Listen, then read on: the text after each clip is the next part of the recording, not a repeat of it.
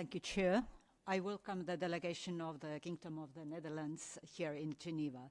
I would like to share my gratitude having an opportunity to work with such an excellent expert like Ms. Detmeijer-Vermeulen.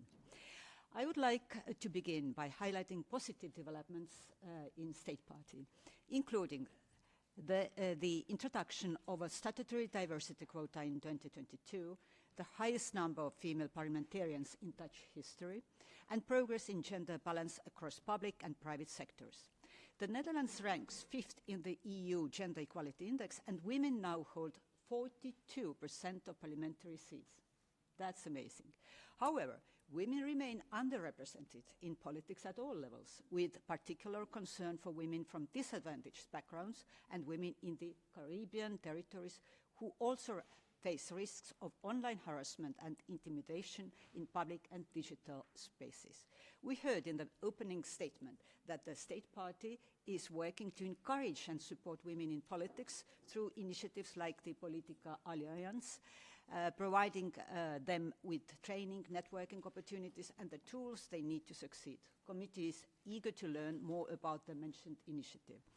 Greater attention is needed on the weakness of enforcement, as many existing goals and targets to achieve gender balance lack binding force and function, largely as recommendations, as illustrated by the CGP party's all-male candidate list in the 2025 general elections. Women also are underrepresented in key decision-making positions in the private and semi-public sectors. While the statutory 33% quota for supervisory boards has led to an increase in women in senior positions, the Netherlands fell 15 places to 43rd in the 2025 Global Gender Gap Report, indicating faster progress in other countries. We were pleased to hear today under Article 4 that there will take place a midterm evolution review next year in this respect.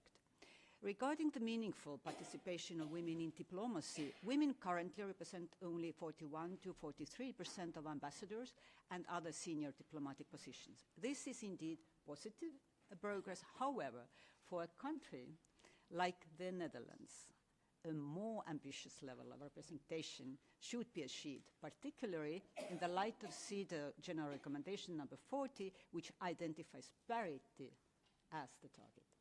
I would raise a few questions. Number one, what measures, including accountability mechanisms, is the State Party taking to ensure the diverse representation of women in decision-making positions across all political bodies and companies, including in the Caribbean territories?